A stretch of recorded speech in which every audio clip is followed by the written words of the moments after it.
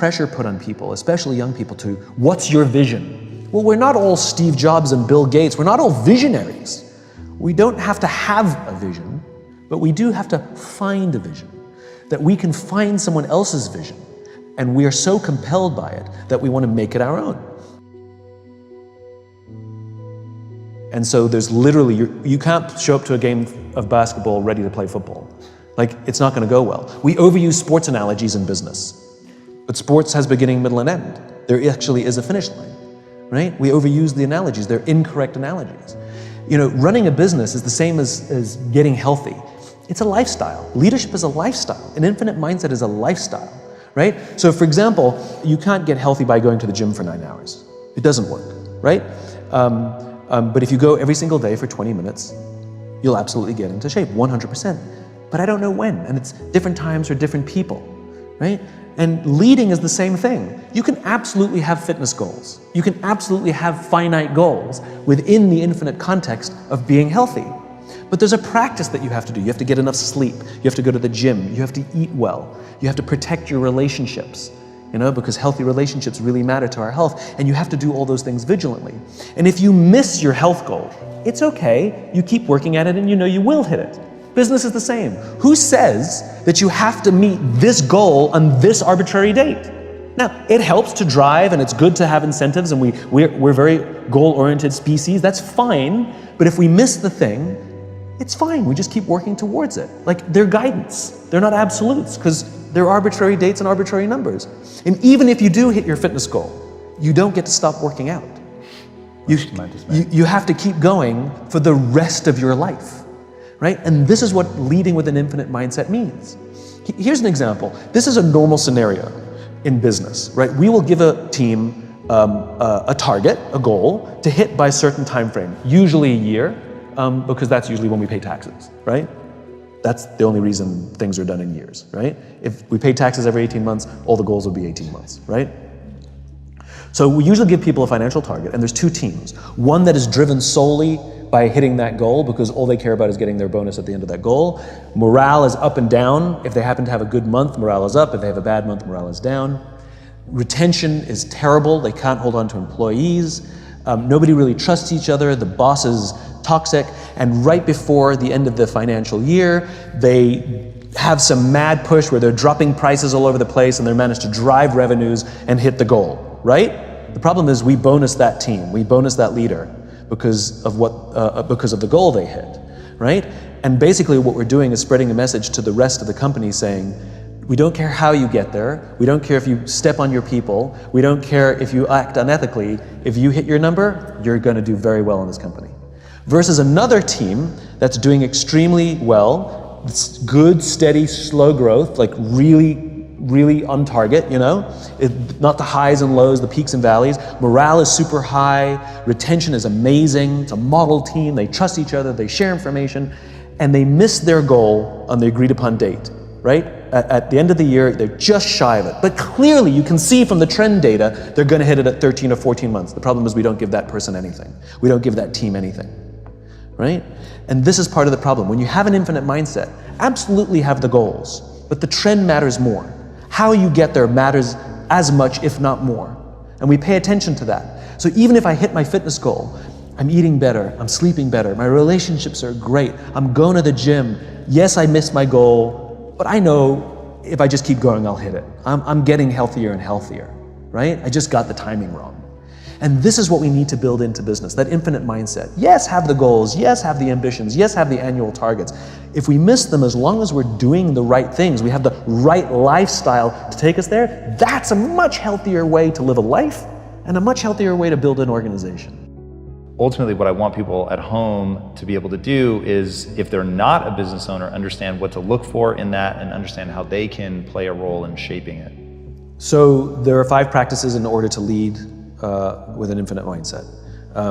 You have to have a just cause. You have to have trusting teams. You have to have a worthy rival. You have to have a capacity for existential flexibility, and you have to have the courage to lead. So just cause. We have to give our people something to advance. A cause so just that they would be willing to sacrifice their interests in order to do so. In other words, turn down a better paying job, or frequent business trips or working late hours. And though I may not like those things, I do them because it feels worth it, because I believe in what I'm a part of here, because I feel that I'm helping advance, because there's no achieving in the infinite game.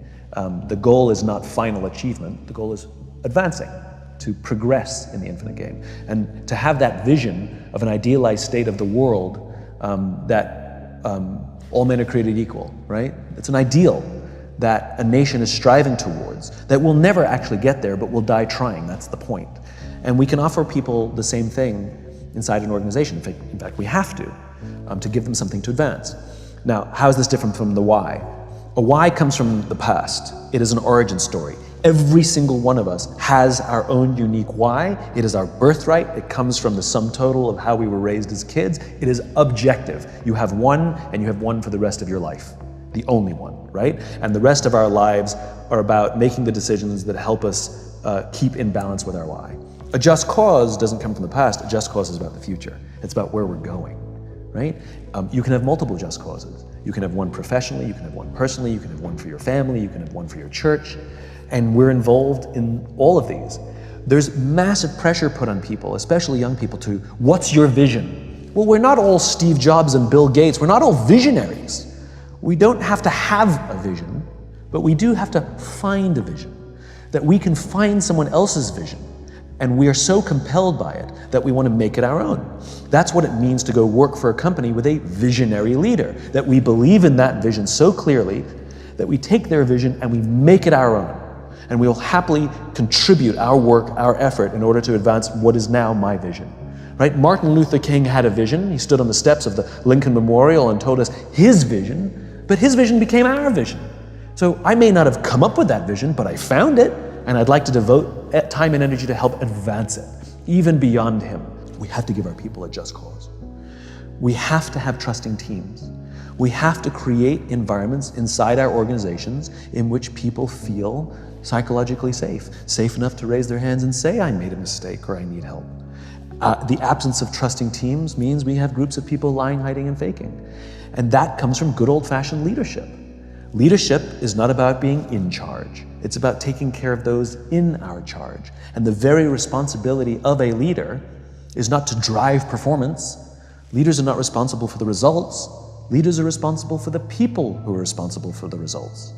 And the problem is we don't teach people how to lead, right? When you're very, very junior, we give people tons of training how to do their jobs. Some people get advanced degrees how to do their jobs so that they'll be good at them. And if you're really good at your job, we'll promote you.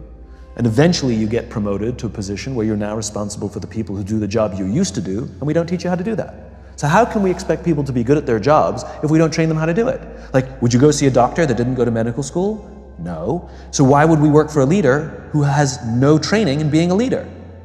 That's why we get managers. That's why we get micromanagers. That's why we get toxicity. It's not because they're bad people, it's because they don't know what they're doing. And they're making it up as they go along. And those lucky times that we get to work for a great leader, well, they were lucky that they probably had a great leader before them, or they learned it somewhere else, or maybe they had a terrible leader and they committed to do the total opposite of everything. The point is, they learned it. Well, we have to teach leadership so that leaders can create environments in which all of us can work to our natural best. That produces trusting teams. So now, when people have that and they take that mantle on and they have the ecosystem around them that gives them that powerful support that they need to really be courageous, and I'll assume for a second that the people watching this, they have that. One thing that I imagine a lot of people feel helpless to do is influence the culture of the company that they're already in.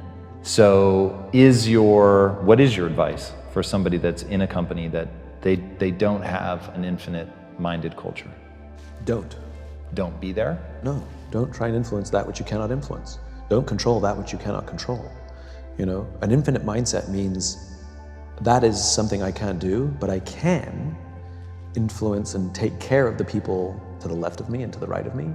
I can take care of the people who work for me. I can even take care of the person I work for. Sometimes we have a toxic boss, not because they're bad, but because we don't understand the pressure they're under. Sometimes to simply exhibit empathy to our boss. You know, hey boss, you were really harsh on us today. Everything all right? What's going on? I'm worried about you, you know? I'm here, like we can succeed together.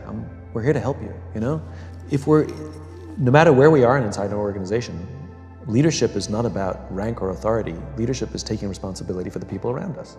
And so anybody on any team at any rank at any level can be a leader. The first choice is that we have to want to be. A dear friend of mine, Lieutenant General George Flynn from the Marine Corps, said that the first criterion to being a leader is you have to want to be one. So any of us can volunteer to be a leader. And that's what you do. You commit yourself to seeing that the people with whom we work on a daily basis love coming to work.